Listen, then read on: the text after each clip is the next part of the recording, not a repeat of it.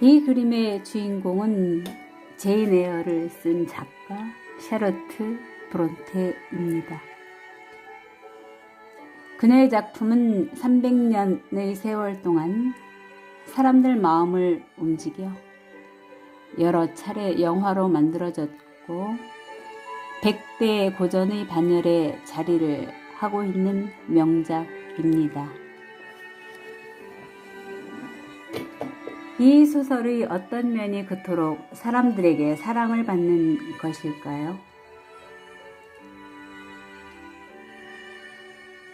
제인 에어는 19세기 영국 작가 샤르트 브론테의 작품으로 가난하고 엄격한 목사의 6자녀 중 셋째 딸로 태어난 샤르트 브론테는 어머니가 일찍 세상을 떠나고 두 형제를 잃으면서 아버지는 세 자매를 소녀들을 위한 자선학교로 보냅니다.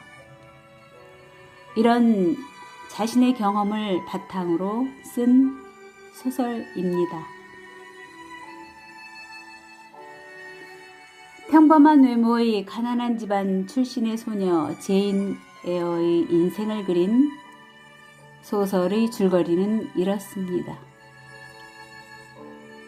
제인 에어는 가난한 목사와 부유한 집안의 아가씨가 집안의 반대를 무릅쓰고 결혼한 부부의 딸로 태어났으나 일찍 부모를 잃고 엄격하고 혹독한 자선학교에서 학생으로 6년, 교사로 2년의 세월을 보내고 새로운 삶을 꿈꾸며 썬필드 저택의 가정교사로 들어갑니다. 거기서 만난 로체스터.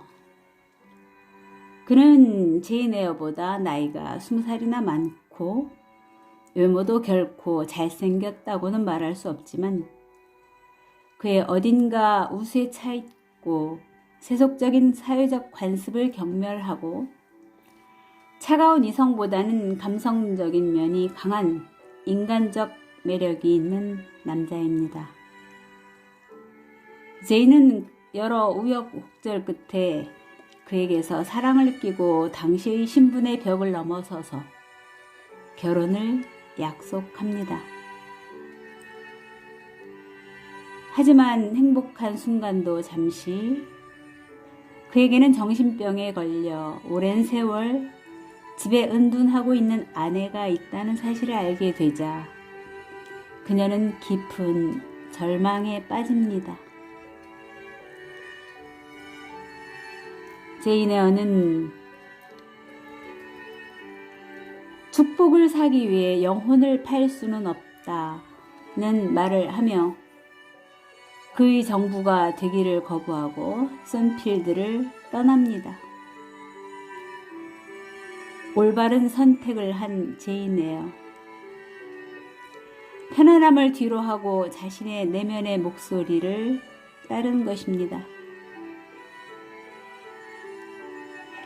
길을 떠난 제인은 정신없이 헤매다가 리버스 목사에 의해 발견되어 보호를 받고 몸을 회복하여 청혼을 받지만 냉정하고 지나치게 이성적인 그에게서 감정의 자양분을 얻지 못합니다. 결국 그녀 자신의 내면의 의지가 시키는 대로 결국 그에게서 떠나 다시 썬필드의 로체스터에게로 돌아온 제인은 정신병에 걸린 그의 부인이 집에 불을 냈고 로체스터는 한쪽 눈과 팔까지 잃은 상태임을 알게 됩니다. 아마 일상의 안일함을 선택했다면 그녀는 로체스터를 떠났겠지요. 하지만 제인은 자신이 진정 사랑하는 이의 불행 앞에 오히려 그와의 결혼을 결심합니다. 로체스터는 당신이 내 옆에서 인생을 보내기를 바랍니다. 당신은 또 다른 나, 지상에서 가장 훌륭한 반려자이기 때문입니다. 라는 말로 제인은 당신이 내 인생인 것과 마찬가지로 이제 나는 당신의 인생입니다. 라는 말로 둘의 사랑은 완성됩니다. 작가 샤르트 브론테가 살던 당시 19세기 영국에서는 여성의 재능과 개성은 억압을 당하는 분위기여서 이 소설은 남자의 이름으로 출판사에 보내졌고 출간 즉시 베스트셀러에 올랐다고 합니다. 당시 개성이 강할 뿐만 아니라 적극적으로 자신의 운명을 선택하고 개척해 나간 여성 제인 에어는 당시로서는 아주 파격적인 것으로 받아들여졌습니다. 건강하고 부유한 시절의 로체스터는 그런 자유의지가 강한 제인에게 이런 말을 합니다. 제인, 가만히 있어. 필사적으로 몸부림치다 깃을 부러뜨리는 야생조처럼 몸부림치지 마. 하지만 제인은 저는 새가 아닙니다.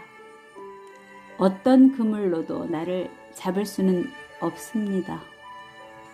나는 독립적인 의지를 지닌 한 인간이니까요. 라는 말로 자신의 생각을 표현합니다. 300년의 시간이 흐른 지금 21세기에도 일부 여성들은 자신의 운명을 남자의 선택에 따라 의지하고 피동적으로 살아가는 모습을 보입니다. 하지만 진정한 삶은 자신의 목소리를 온전히 내야 하며 그 목소리가 상대와 잘 어우러져 아름다운 하모니를 이룰 때 비로소 빛나는 가치가 나타나는 것 아닐까요? 어느 한 성부의 소리가 커지면 균형이 깨지면서 아름다운 합창이 되지 못하듯이 서로의 목소리를 잘 들어가며 자신의 목소리를 제대로 낼 때 비로소 아름다운 음악이 완성되는 것 아닐까요?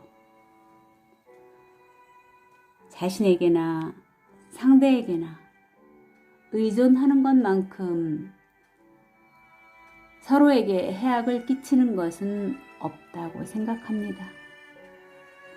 사람에게는 동물과 신의 양면이 다 있으니까요. 오늘도 함께 해주셔서 대단히 감사합니다.